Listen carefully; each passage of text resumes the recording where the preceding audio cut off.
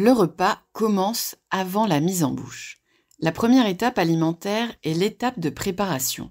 Lorsque nous mangeons, notre repas commence bien avant la mise en bouche. En effet, nous avons peut-être préparé ce repas, nous l'avons fait cuire ou réchauffer. Si nous mangeons au restaurant, nous avons été séduits par un plat dans le menu, nous avons jeté un œil à l'assiette du voisin. Nous avons donc imaginé, vu, senti et peut-être touché pour enfin goûter et manger. Nous n'avons pas conscience de l'importance de cette étape sensorielle qui prépare notre système digestif à accueillir les aliments qui seront mangés. Cette étape majeure s'appelle l'étape de préparation. Première étape de la chaîne physiologique alimentaire, la préparation sensorielle.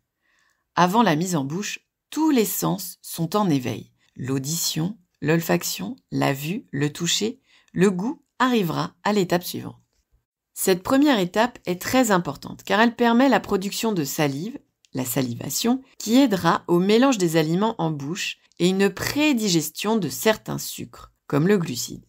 Elle entraîne également la mise en route de l'ensemble des organes de la digestion avec un démarrage des mouvements d'ondulation du tube digestif, l'œsophage, et une ouverture du passage vers l'estomac.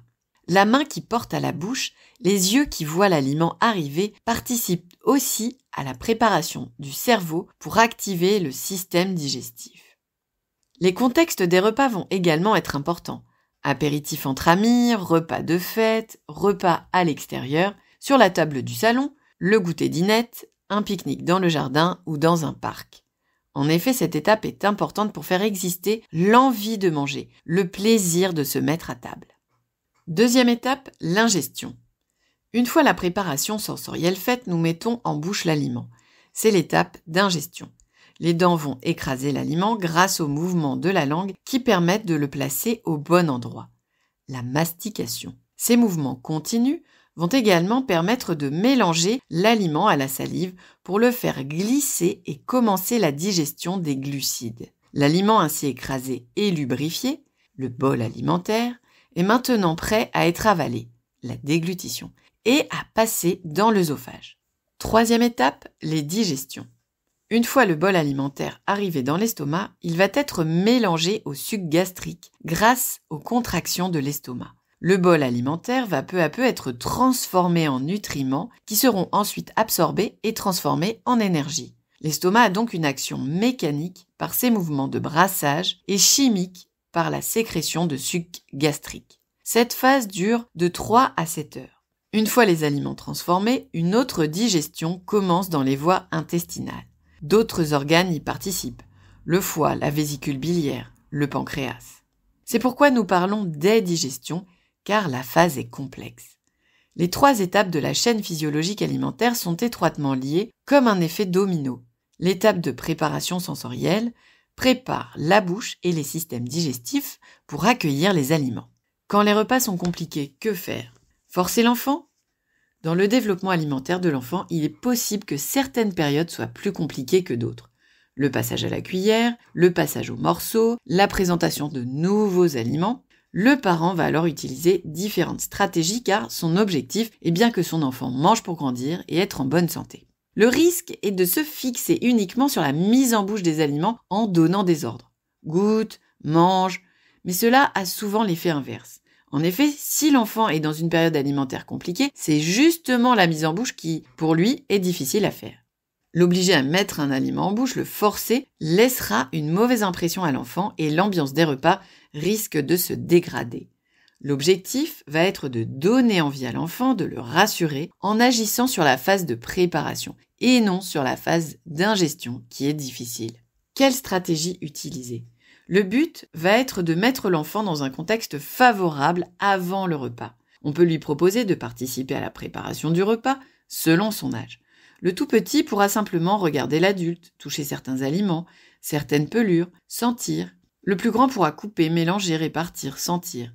Même si on n'a pas toujours le temps de faire un atelier cuisine en tant que tel, faire simplement tenir la spatule de cuisson à l'enfant pour retourner les aliments, en toute sécurité, lui faire mettre un peu de sel ou de poivre, lui faire sentir ce qui cuit, c'est déjà faire exister son étape de préparation. C'est parfois lors de ces moments moins formels que l'enfant a envie de goûter sans qu'on lui demande. D'autres bénéfices à cette étape sont réels.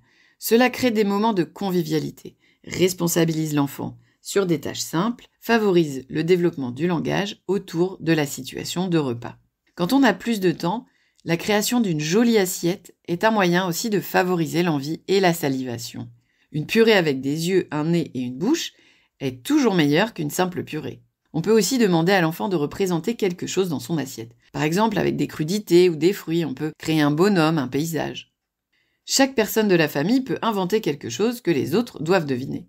Tout est possible pour mettre les sens en éveil et donner envie de goûter sans même le demander à l'enfant. Et si malgré des essais, l'enfant est réticent à manger des aliments nouveaux, s'il a une alimentation qui reste peu variée, s'il n'a toujours pas de plaisir à manger malgré les stratégies décrites et répétées, si les repas en collectivité sont difficiles voire impossibles, si les repas à la maison sont source d'angoisse, si les repas sont très longs, supérieurs à 30 minutes, le médecin traitant jugera de l'intérêt d'orienter vers un bilan orthophonique. Ce bilan fera le point sur l'histoire alimentaire de l'enfant et sur la situation alimentaire actuelle.